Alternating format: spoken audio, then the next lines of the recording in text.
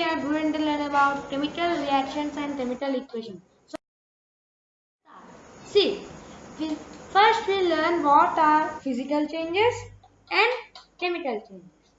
See, here, what are physical changes and chemical changes?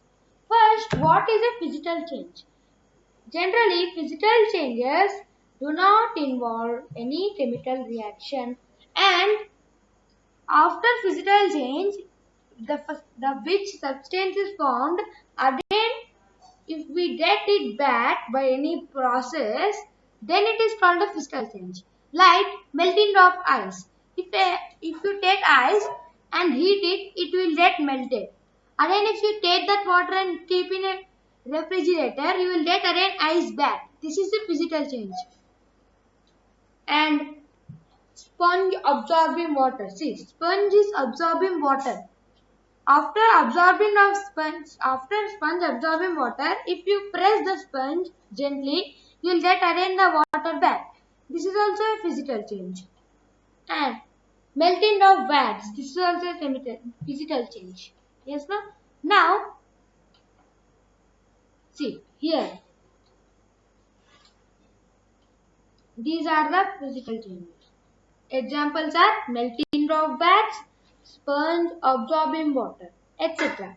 and melting of ice, etc. Now, next is the chemical change. Chemical changes are those changes which involve chemical reaction, and if the new substances which is formed, we don't need back them by any process. This is generally sometimes we'll get. Now, like chemical changes like respiration, photosynthesis. Here I gave the process of respiration. First, C6H12O6. This is the food which we take in, and from that the nutrients which our body absorb, the absorbed nutrients are these. And while we take air in, the oxygen will go inside and it will break the C6H12O6, which is a nutrient, into carbon dioxide, C6H2O, H2O, which is a water, and energy is released out. Now, and photosynthesis. In photosynthesis, plants take in carbon dioxide and they will take H2O, which is a water. And while the reaction is taking place, they will use sunlight also. With sunlight, the formation of C6H12O6. It will form. This is an organic matter. Here I gave. And this is the nutrient which we take here. See here. Now, and a useful substance is released that is important for living beings, that is oxygen. See, these are chemical changes. The chemical changes are those changes which do involve chemical reactions, and we cannot get these substances which are formed back. First, here we used carbon dioxide, and here we used H2O, and with sunlight the C6H12O6 plus CO2 is formed. We won't get back the carbon dioxide and water which was in the previous, and that's why it is called as a chemical change. Now let us go here. See, we wrote that zinc is reacting with copper sulfate forming zinc sulfate. We wrote this much big here. Here, how much small it is? See, it is the what is the advantage of chemical equation and between chemical equation and chemical reactions? See, chemical equation is easy to write, and it is, we will get so much information more than a chemical reaction while we are writing zinc is reacting like that.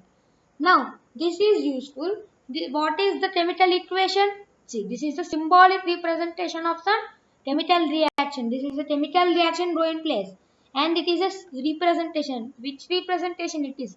Symbolic representation. That's why they told the symbolic representation of chemical reactions is called chemical equations. Now, next is we are going to learn about more conditions in reactions. See, 1 minute. Here, like you can write heat evolved. That is, you can write delta. This is called as this triangle is called as delta, or it is if the reaction is done in the presence of sunlight, you can mention that it is done in the presence of sunlight or in some pressure. Like here I am giving the example that is CaCO3 on heating. On heating means we have to use delta, that is triangle delta. On heating it gives CaO plus CO3. Sorry, CO2. Now here, see CaCO3, calcium carbonate on heating gives CaO, calcium oxide and CO2, that is carbon dioxide. It is done in the presence of heat, or you can say it, or you can show that how much temperature it needed to do. It wants 1000 degrees Celsius to form the CaO. Or it like this you can write 1000 degrees Celsius on heating 1000 degree up to 1000 degrees Celsius. Like this also you can write like this. Here the gas, or if you want to write atomic pressure you can write that also. Here gas liberation. Gas liberation is showed by upper arrow mark. Here in CaCO3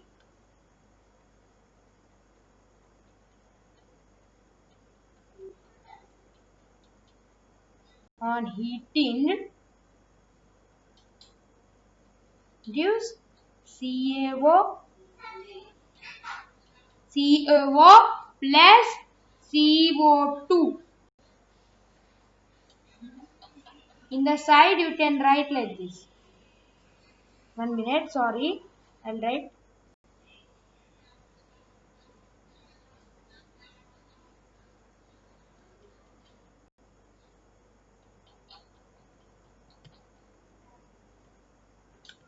CaO